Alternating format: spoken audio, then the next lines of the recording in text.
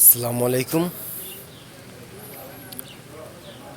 দেখেন, আমি এখানে 4টা গাছ লাগাইছি কিনা। একটা হলো চায়না আম গাছ, এর নাম চায়না আম গাছ।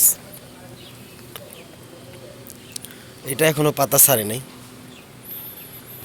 আর একটা হলো কাঁঠাল গাছ, যা এর মধ্যে কিছু পাতা ছেড়ে দিচ্ছে, নতুন পাতা। এটা বিচির গাছ, নার্সারি থেকে বইলা দিছিল। আর একটা এটা হলো আমড়া গাছ, মনে হইতেছে কিছু পাতা ছাড়ছে। এরকম কিছু গাছ লাগাইছি।